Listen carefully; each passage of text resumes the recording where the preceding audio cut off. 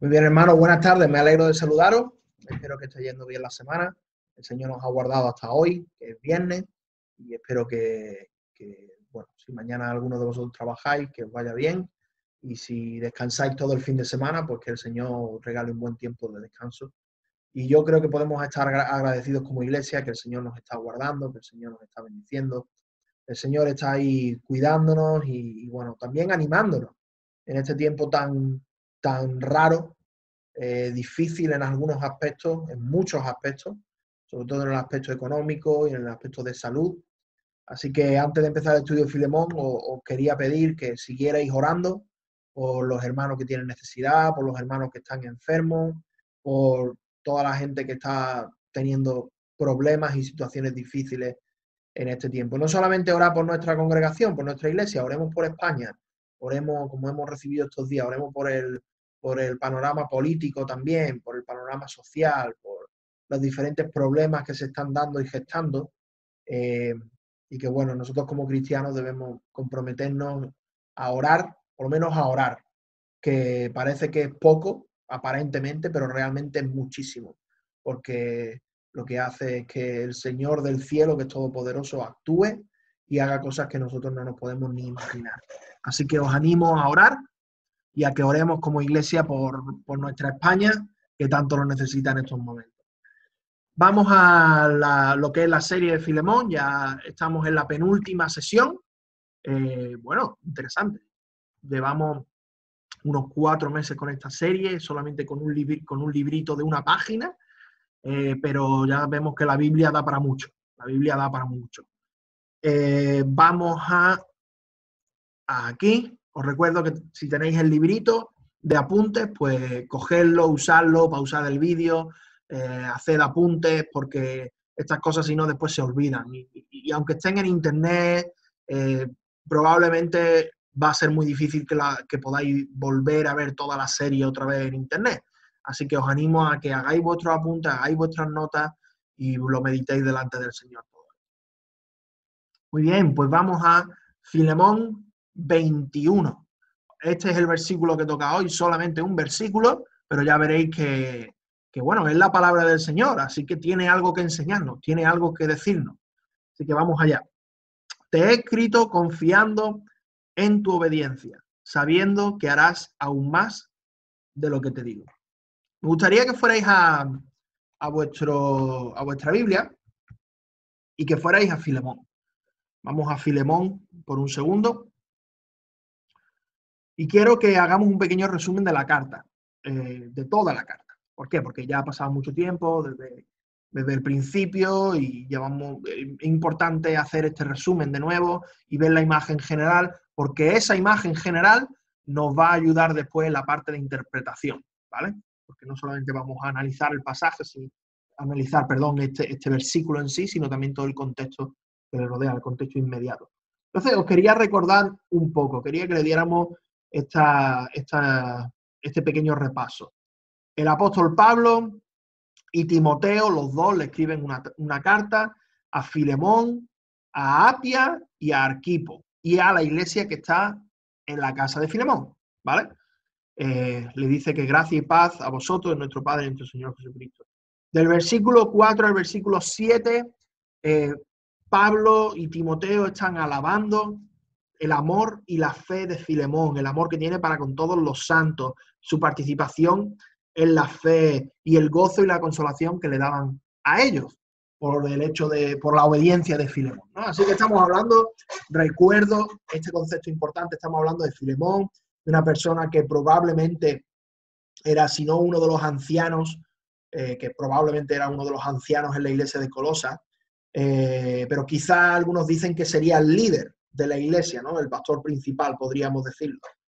Así que alguien de carácter, alguien que había pasado tiempo con el Señor, alguien que había crecido bien, que estaba creciendo en madurez, que estaba obedeciendo al Señor. Así que no estaba hablando con un neófito, con un recién convertido, sino que estaba hablando con alguien que tenía tablas, tenía ya experiencia y había pasado tiempo con el Señor. Después de eso, vemos a partir del versículo 8 ya lo que es la intercesión de Pablo por Onésimo, y Y ahí vemos como Pablo le recuerda su autoridad apostólica, le dice, yo tengo libertad para mandarte en Cristo, pero te voy a rogar por amor que tomes a Timoteo otra vez como tu hermano. Antes te fue inútil, pero ahora a ti, a mí nos es útil. Yo lo engendré en mis prisiones, así que ya ahora es mi hijo. Me gustaría retenerle, estoy parafraseando, ¿vale? Yendo por los versículos, versículo 13, me gustaría retenerle conmigo, y versículo 14, pero no quise hacer nada sin tu consentimiento, para que el favor fuese voluntario y no de necesidad. El versículo 15 y 16 habla de cómo quizás el Señor permitió esta situación para que Onésimo volviera para siempre con Filemón, ya ahora no como un esclavo físico, sino como un hermano, que era un hermano amado. Tanto en la carne ya como en el Señor, que lo tenía que recibir como compañero, que lo tenía que recibir como Pablo mismo. Incluso Pablo dice, yo lo escribo de mi mano, yo lo pagaré, si te ha hecho algo, yo lo pago, ¿vale? Yo lo soluciono, yo pongo de mi bolsillo, si que ese fuera el problema, o yo pongo algo mío, yo lo sacrifico para que esta reconciliación se pueda dar. Y en medio de todo este contexto, al final, casi terminando la carta y ya terminando la argumentación, porque ya aquí termina la argumentación de todo lo que es la intercesión por Onésimo, dice, te he escrito confiando en tu obediencia, sabiendo que harás aún más de lo que te digo. Entonces ya aquí, digamos que Pablo deja de interceder por Onésimo en el último versículo y reconoce, bueno, está intercediendo indirectamente, pero lo que pasa a hacer aquí una estrategia diferente. Ahora reconoce la obediencia de Filemón, la obediencia que él va a tener, porque él lo conocía de antemano. Pero antes de ir a la parte de interpretación, porque es muy fácil ya meternos ahí directamente, vamos a ir a la parte de observación, que va a ser obviamente cortita, porque es un versículo corto, pero vamos allá. Así que tenemos observación. ¿Cuáles son las personas que están en el pasaje? ¿Qué personas se involucran en la actividad que ocurre en el pasaje? Pues tenemos al yo implícito, que es Pablo, el apóstol Pablo, además el versículo 19 lo dice, yo, Pablo, lo escribo de mi mano. Así que más claro, imposible. Y el tú implícito, que es Filemón, más que lo vemos a lo largo de toda la carta, ¿vale? Que es Pablo hablándole a Filemón. ¿Cuáles son los verbos? He escrito, Pablo, he escrito confiando, sabiendo, harás y digo. Es muy interesante. El otro día, preparando esto, estaba pensando que ha habido partes o secciones completas de Filemón que apenas tienen verbos, pero este versículo en concreto tiene 5 verbos, lo cual implica que hay mucha acción, que hay muchas cosas que se hacen, ¿no? Bueno, es interesante ver cómo el autor juega con las palabras para dejarnos ciertas lecciones ahí, que ya veremos después. ¿Y cuáles son las palabras clave? Confiando, el apóstol Pablo confiaba. ¿En qué? Confiaba en la obediencia de Filemón. Pero no solamente sabía que iba a obedecer, sino que sabía que haría más de lo que él le decía. Entonces, sabiendo que harás, pero no solamente que harás lo que te digo, sino que harás aún más de lo que te digo. Y eso me parece muy interesante. Ahí hay una especie de como que va más allá. Primero, sé que vas a obedecer. Y segundo, sé que no solamente vas a obedecer, sino que vas a ir más allá. ¿Y cuál es la intención del autor? ¿Cuál es la idea central del pasaje? Pues ya os digo que es un poco redundante porque con un pasaje tan pequeño la idea está clarísima. Yo lo he puesto de esta manera. Pablo le comunica a Filemón la confianza que tenía en él, de que sería obediente y que haría aún más de lo que él le pidió. Él quería transmitirle a Filemón esa confianza que él tenía, eso de Filemón, yo confío en ti. Filemón, yo confío en que tú esto lo vas a hacer, porque te conozco. ¿Vale? Filemón, yo sé que no solamente vas a ser obediente, sino que además vas a hacer más de lo que te pido.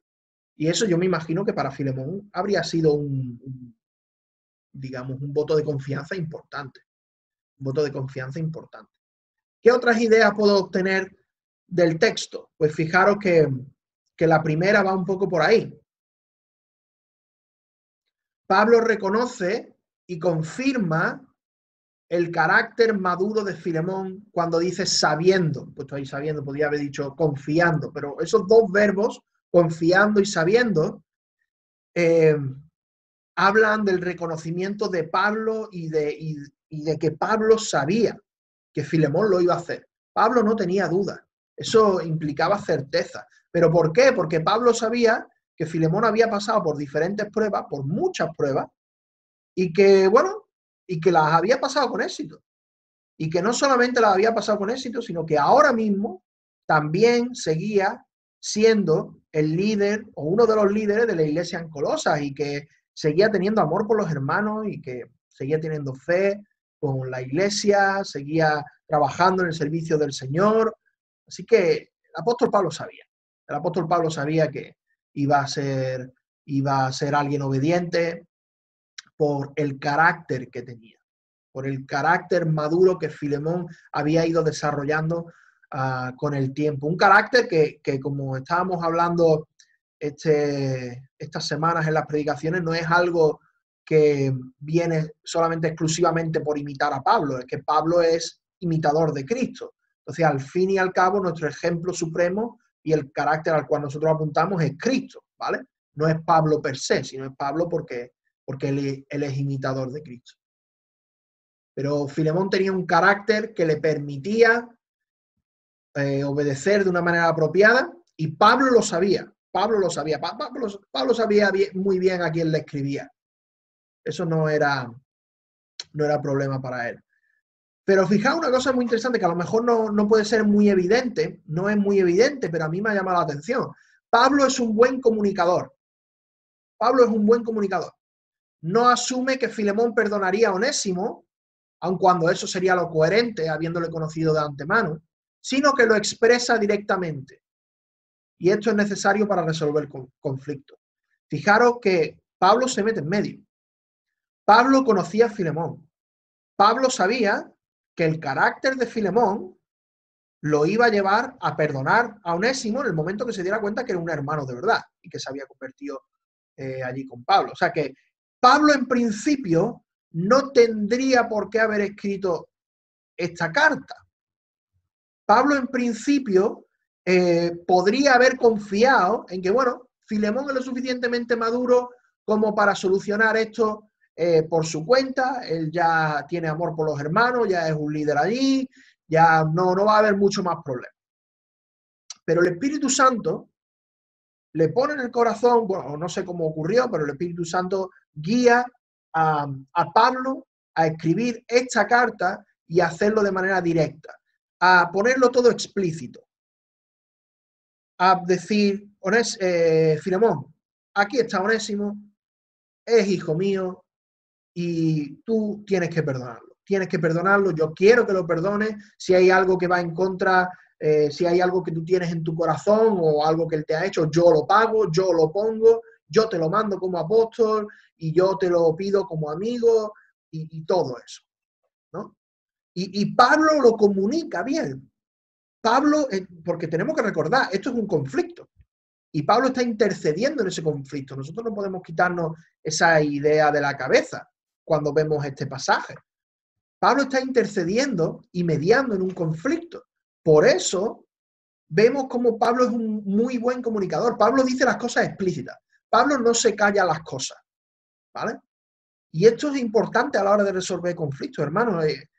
Yo creo que nosotros como cristianos deberíamos ser gente que debe conocer el arte de resolver conflictos, que debe estar diestra en ese arte de poder coger a dos personas que están enfadadas o que quizá a lo mejor no se llevan muy bien y poder restaurar esa relación. Nosotros como cristianos debemos de ser buenos en eso. El apóstol Pablo era bueno en eso. El apóstol Pablo era un buen comunicador, no solamente a la hora de predicar, sino a la hora de restaurar, a la hora de poner a dos partes enfrentadas, pues a ponerlas unidas, a poder reconciliar todo aquello que estuviera mal en medio de esa relación. Sí que a mí ya os digo, no parece muy evidente, pero es una de las bases de la carta. ¿Por qué escribe Pablo?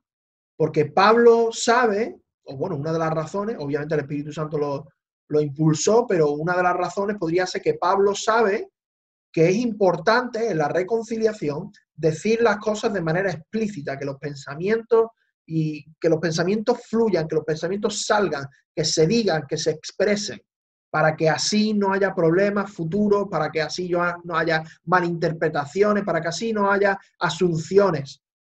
Como bueno, seguro que Filemón lo hace, porque él, hombre, tiene un carácter, lleva una iglesia, no lo va a hacer, es lo normal. Pero Pablo no se queda con eso, sino que él le escribe, dice, yo confío en que tú lo vas a hacer, y todo eso, pero yo te lo voy a escribir.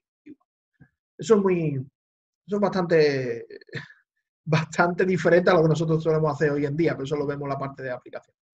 Pablo tenía claro que Filemón iba a obedecerle por lo que ya habían pasado juntos, lo sabía con certeza. Pablo conocía a Filemón, Pablo sabía de Filemón, Pablo se había interesado por Filemón. Y aquí vemos un poco el carácter de Pablo como apóstol, que se preocupaba por su gente, que quería hablar con su gente, que conocía a la gente a la que ministraba. No era alguien lejano, no era alguien que estaba allí en un púlpito hecho ya santificado e inmaculado e intocable, sino que Pablo era cercano, Pablo tenía a su gente cerca, Pablo sabía de qué pie cojeaba cada uno y también sabía las fortalezas de cada uno.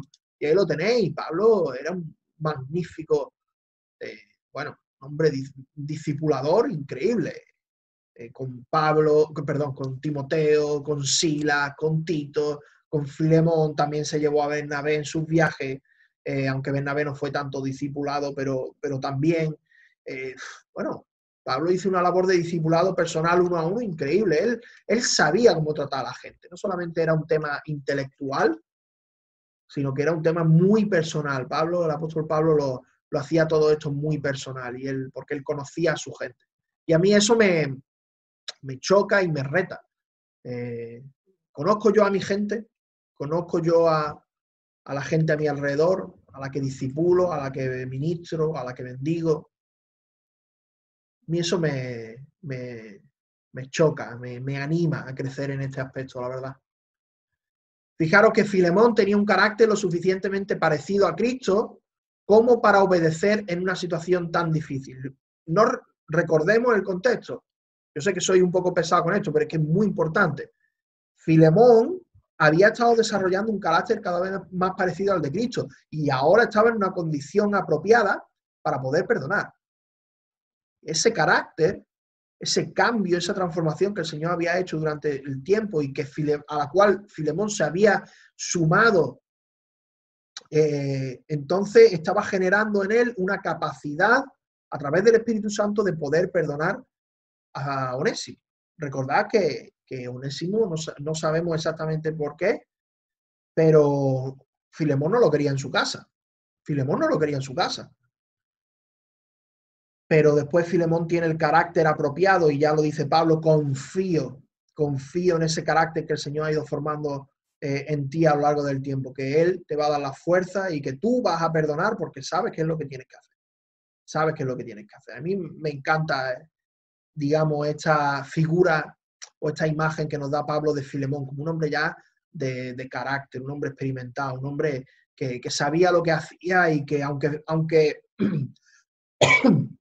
perdón, y aunque Pablo no le hubiera escrito la carta, casi que da la sensación que Filemón hubiera perdonado a Onésimo. Pero me gusta esta imagen de Filemón que da, un hombre maduro y un hombre que tenía mucho amor por los demás. Pero fijaros, ahí hay una cosa que no puedo dejar pasar. No es que no lo puedo dejar pasar, y me parece clave en este pasaje.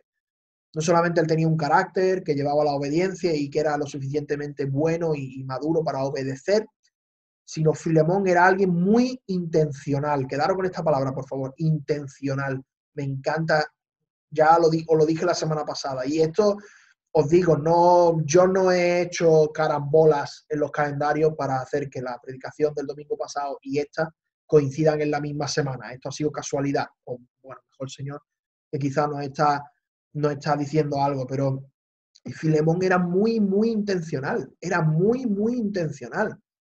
ya que Pablo dijo que sabía que haría incluso más de lo que le pidió. Eso muestra que su obediencia no fue a regañadientes y que su disposición a servir al Señor iba más allá del simple mandato. Me gusta definirlo así porque es que a mí me parece increíble este versículo. Pablo le dice a Filemón, tú lo que tienes que obedecer y que reconocer a Onésimo como tu hermano y tenerlo en tu casa como tu hermano. Y ya de ahí, yo sé que tú vas a hacer mucho más de lo que te estoy diciendo, porque te conozco.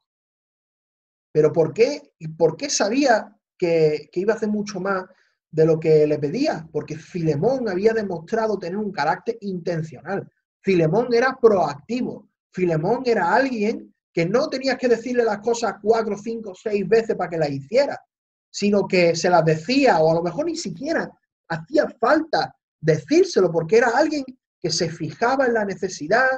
Él se fijó en la necesidad de la iglesia en Colosas. ¿Y sabéis dónde se reunía la iglesia en Colosas? En la casa de Filemón. Eso es, no sé si lo habíais pensado de esta manera, pero Filemón estaba reuniendo a la iglesia en su casa. No sabemos exactamente los motivos, pero lo que sí podemos saber es que Filemón ofreció su casa. ¿Se lo pidieron? Pues no lo sabemos, no lo pone el texto. ¿Fue Filemón simplemente que vio la necesidad y la ofreció? Es probable. Pero el caso es que Filemón terminó ofreciendo su casa. Se la pidieran o no, la terminó ofreciendo y la siguió ofreciendo continuamente para que la iglesia hiciera sus reuniones ahí y tuvieran comunión ahí en su casa. Qué interesante, de verdad. Qué interesante que se nos presenta a Filemón como alguien muy proactivo, alguien que sabía que era lo importante y que no estaba pensando en un montón de otras cosas, sino que quería bendecir al pueblo de Dios, quería servir al Señor y estaba tomando pasos prácticos para poder llegar a servir al Señor de una mejor manera. Y quizá a lo mejor a Filemón le hubiera gustado ser el apóstol Pablo, pero el Señor no lo permitió, ¿no? Pero Filemón fue fiel con lo que tuvo. ¿Qué tenía Filemón? Una casa, pues la puso ahí a disposición. ¿Qué tenía Filemón? Pues no sé, habría más cosas. ¿Qué tenía? Conocimiento, amor, fe, pues todo eso lo estaba poniendo al servicio del Señor. Alguien muy proactivo, alguien intencional, alguien de esta gente que está tan apasionada con lo que hace, que se le ocurren ideas y quiere hacer esto y quiere hacer lo otro y le dedica tiempo y le dedica esfuerzo. Me parece increíble, la verdad, hermano. Filemón me parece un personaje muy bueno, un buen ejemplo a imitar. ¿Y qué aplicaciones podemos obtener de esto? Pues fijaros, Dios desea que seamos obedientes a la instrucción apostólica como Filemón, aunque nos cueste. Filemón fue obediente.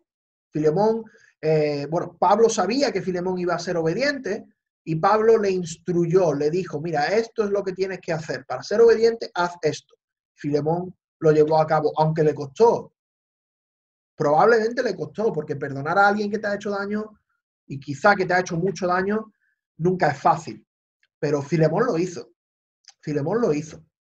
Y aquí Pablo alaba ese carácter de Filemón, diciéndole que tú lo vas a hacer, tú no vas a tener mucho problema, porque el Señor ha generado en ti un carácter. Y hermanos, a lo mejor a nosotros nos cuesta más, porque tenemos un carácter difícil, porque el Señor todavía porque hay áreas en nuestra vida que no estamos dejando al Señor que entre.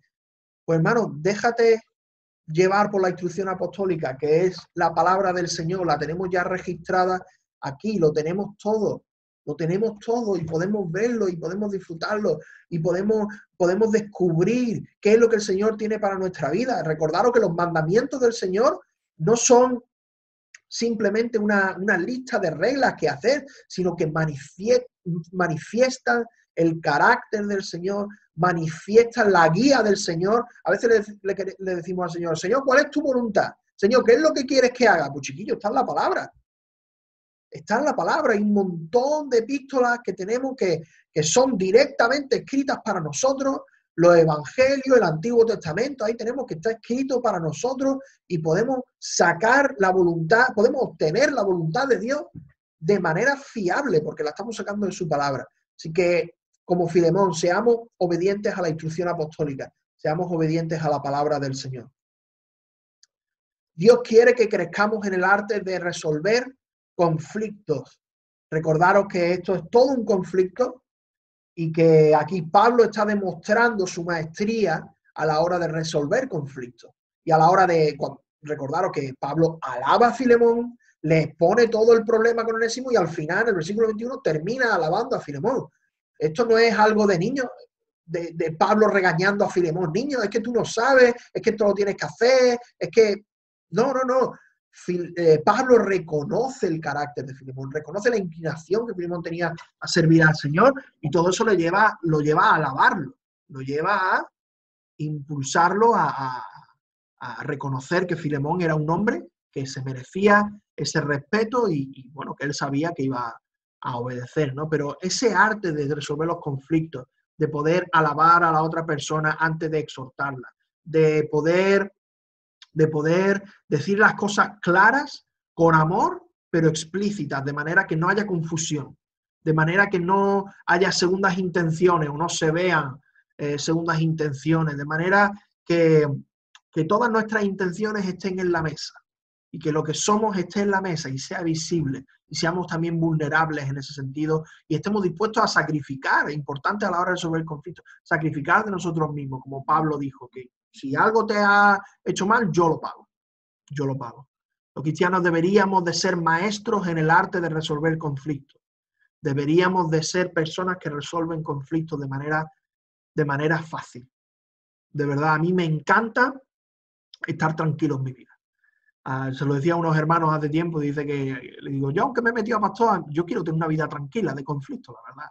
Me dice, pues te has metido en el peor trabajo del mundo. Digo, bueno, puede ser que sea verdad, pero a mí me encanta, de verdad, me encanta estar bien con la gente y que la gente esté bien entre ellas. A mí cuando yo tengo un conflicto con alguien es que no me aguanto mucho, me pongo nervioso y tengo que solucionarlo rápido.